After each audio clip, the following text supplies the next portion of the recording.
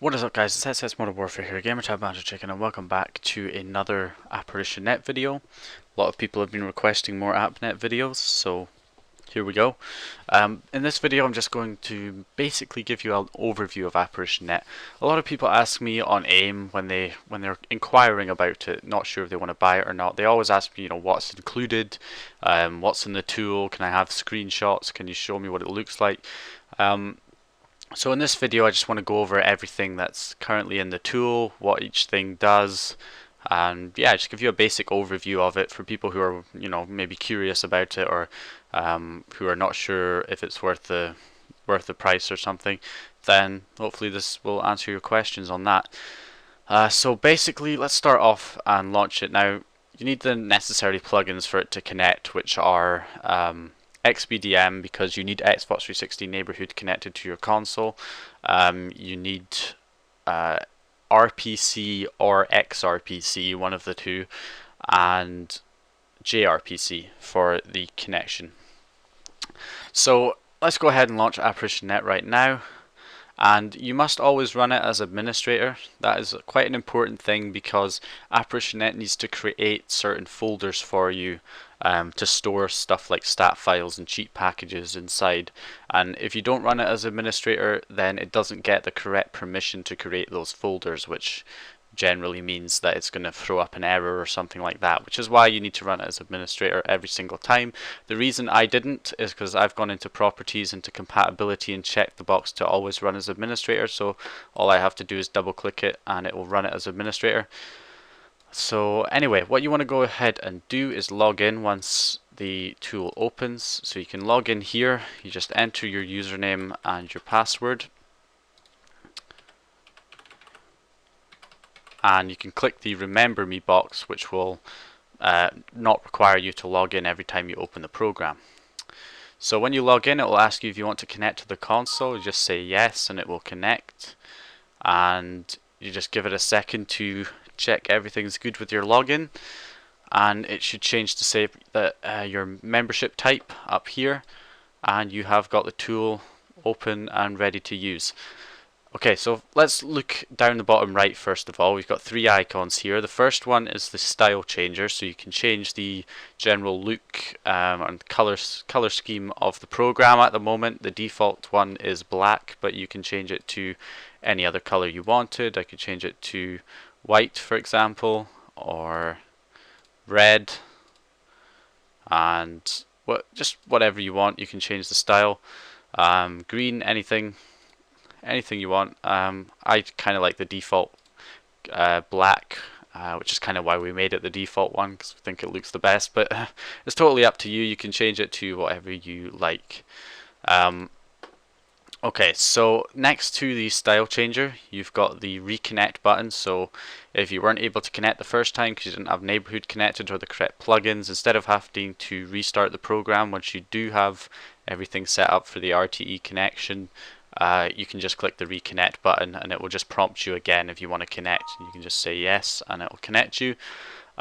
You've got the deactivation button. This is quite an important one that not many people know about, but this is for if you're changing computers, if you want to change or migrate your license from the current computer you're on to a new computer, or if you're going to reinstall your operating system on your computer.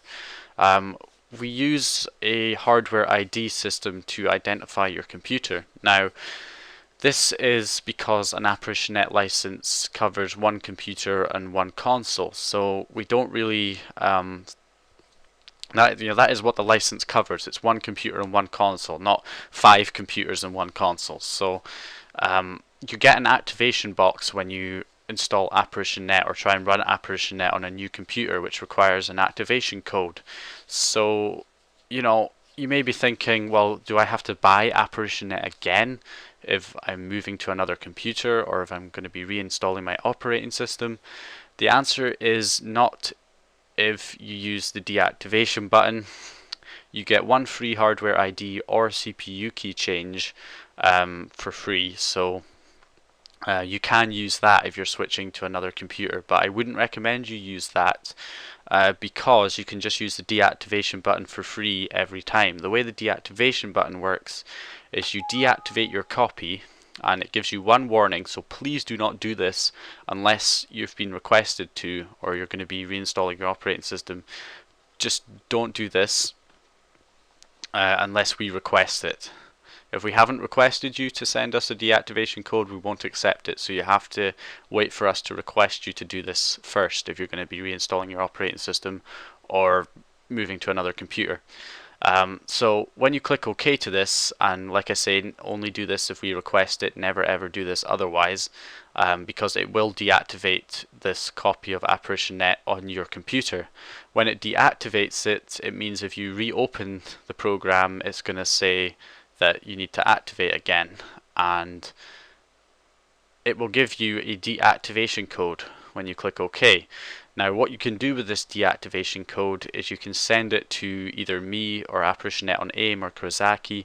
Send it to one of us, we can verify that it's legitimate, and then when you move to another computer and install ApparitionNet on that one, we can use that deactivation code to activate you a new license for your new computer or for your same computer that you've reinstalled the operating system on, and that means you'll be able to change computers for free by using this. But otherwise, if you forget to do this, it's not our problem. If you forget to do this and you just go ahead and reinstall your operating system and say I need to activate it again, and it's a different request code to the first one, then it will use your one-time free hardware ID change. And if you've already used that, then you'll have to pay the $15 reactivation fee. But you know, for people who complain about a $15 reactivation fee, I mean, you've got this right here which you can use for free to change computers, and you've got your one-time free hardware ID change. So really it's your own fault if you forget to do this. So I'm going to cancel because I want to keep my license on this computer. And now we can have a look at the top here. We've got Call of Duty series. So the Modern Warfare 3 tool, we'll open that. And normally the first time you open these tools, it will ask you to create a stat folder to save all your stat files in. And like I say, if you're not running as administrator, then you may get an error on that one. So make sure you're running as admin all the time. So what we've got here is our recovery stats, loads and loads of options for your recovery. Prestige, XP score, wins, losses, even double XP and prestige tokens, all that good stuff. You can set loads and loads of stats, but the good thing is you don't have to type it in each time, because you can save these all to a stat file. So I could save all this work to a stat file and say the name of the Gamertag stats, for example. So we'll say Modern Warfare's stats. I can save that, refresh, and I've got that. That's a previous one I've made. So you can see the difference there. So if I had two different people and somebody requested, oh, I need my prestige changed, instead of having to re-enter all this, you can just click on their Gamertag stat file. It will load all their previous stats and just change the prestige to whatever they wanted and save it again. For future use. It's good for people who do paid for recoveries and stuff like that. Alright, so that is basically the recovery option. You've got modded classes which can be added, psycho prestige, you know, all your stat stuff, unlock everything, titles, emblems, weapon levels, psycho prestige, reset statistics back to level 1, 0 prestige with nothing unlocked, game modifications. Alright, so with game modifications you can right click on each client. You need to be host for this. Click refresh client, it will show all the people who are in your game. You can just right click on their gamer tag and give them, you know, any of this stuff. Even all clients, set gamer tag for all clients. All that's kind of good stuff right there. You've got your extra Id spoofer. So this is unique. Because unlike all the other XUID spoofers out there where you have to actually find the XUID on the internet or use a separate program like an XUID grabber to get the XUID in the first place and then enter that XUID into a spoofer to actually spoof it, which turns out not to work well anyway, our XUID spoofers do work very well, and they are unique in the fact that all you have to do is enter the gamer tag that you want to spoof. the gamertag you want to spoof your actual ID as, and it will just do everything for you. You just enter the gamertag, click spoof, it spoofs your whole actual ID as that person. Or if you just want to use it as a gamertag changer, you can just expand this box and spoof only gamertag, which will just change the gamertag.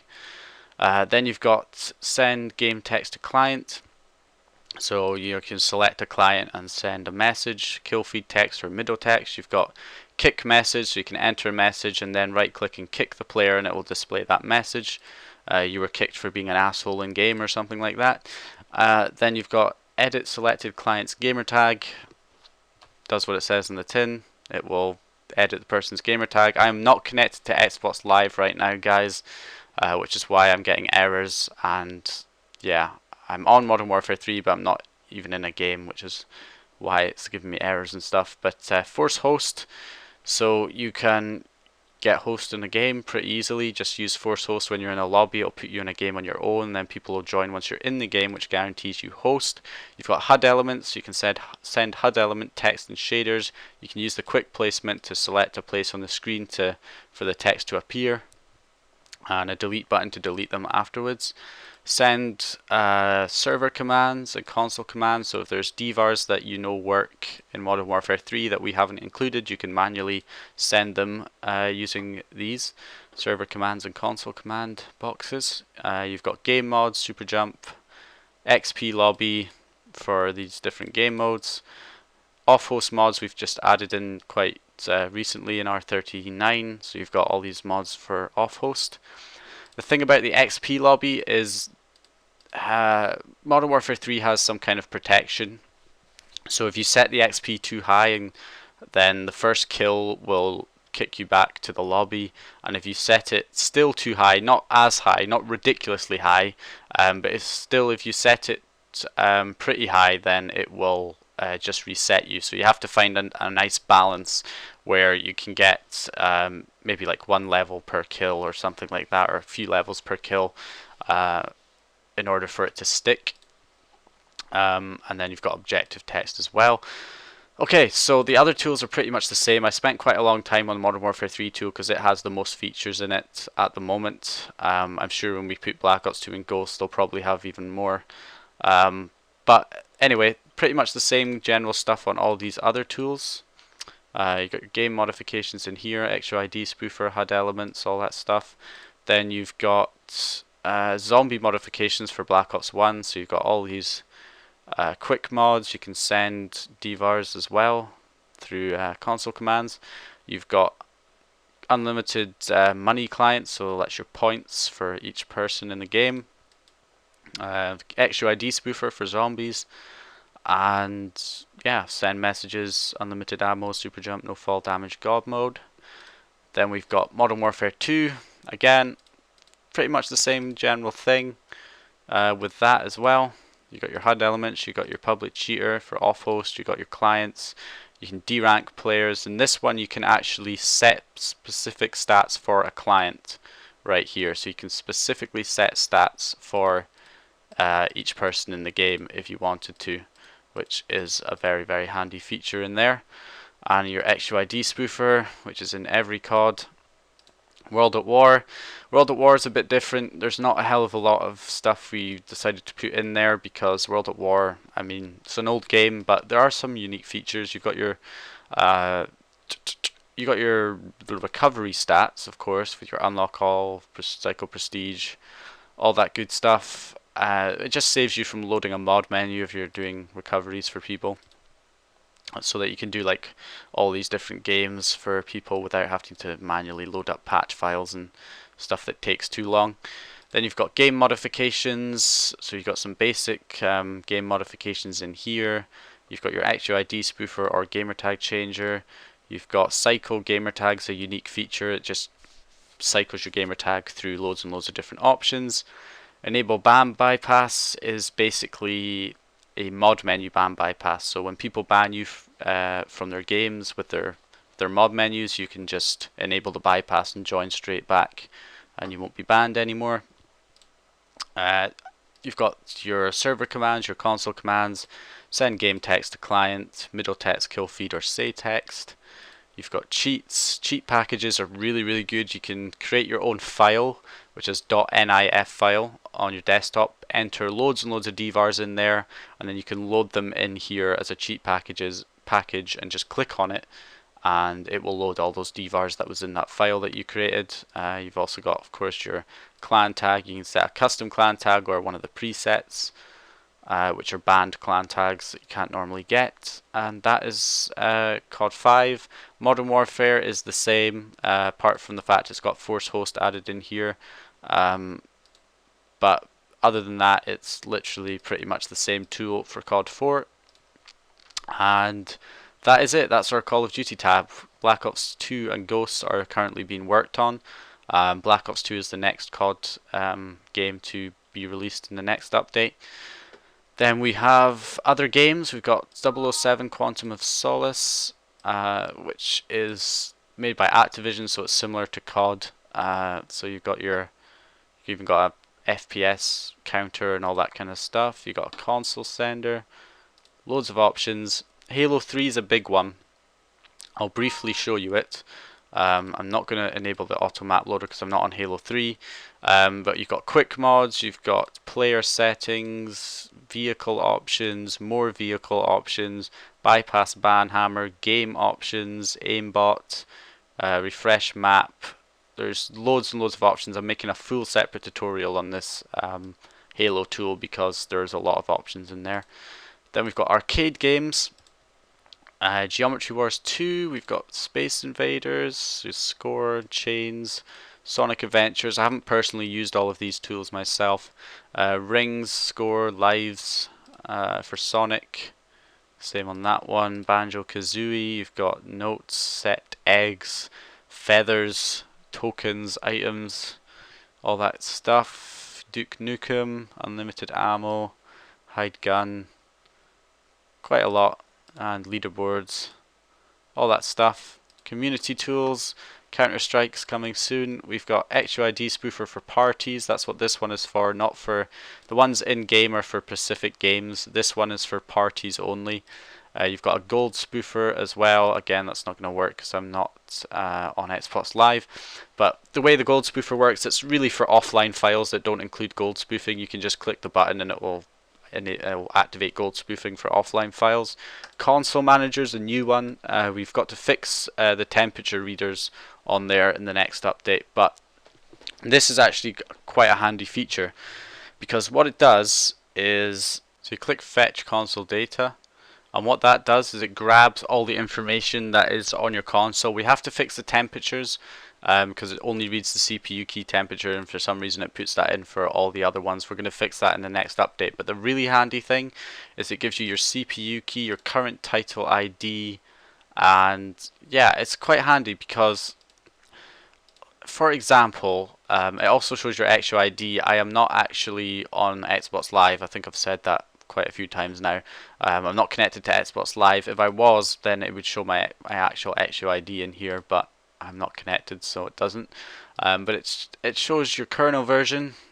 It shows your CPU key, which is really handy because you can just copy that. If you're buying a stealth service or something, you could just, and they asked for your CPU key and you don't know it, you can just fetch CPU key and then just go ahead, copy it and paste it to them, and that's that. Current title ID of the game that you're on, so it's Modern Warfare 3 I'm on right now, so it shows the current title ID of the game.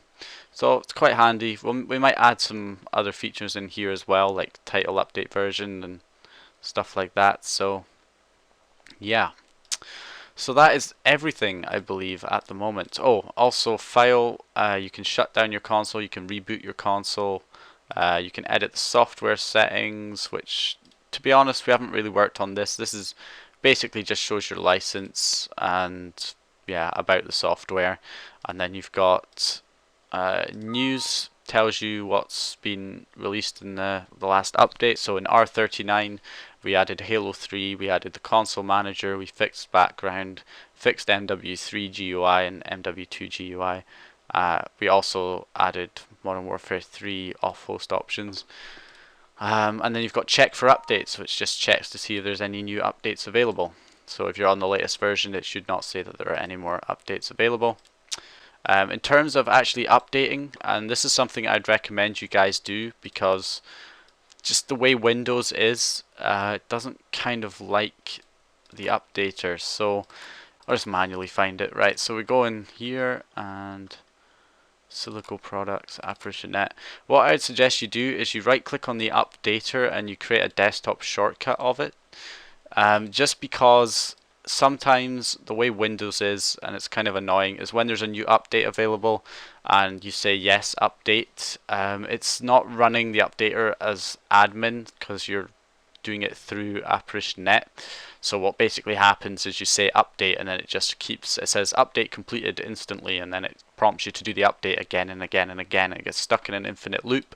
So if that happens, I highly recommend you just take a shortcut of the updater. So whenever you check to see if there's a new update available, or it says there's a new update available, just close off the program and then you can just run the updater as admin like that, and it will prompt you to do the update, as you can see right there. So anyway guys, that is basically ApparitionNET in a nutshell. That's what you've got. So it's $35. You get a lifetime account on there. It covers one computer and one console, and yeah, overall you can make your mind up on whether you think it's worth it. But we have a lot of customers. We have over 400 members. That's not on the forums, that's 400 members who actually have purchased the tool, and yeah, so far it's growing quite well, and we are updating it regularly, adding new features in. So yeah, thank you all for watching. Go ahead, leave a like if you liked the video, comment if you have any questions, subscribe if you haven't subscribed already, and I will see you guys next time.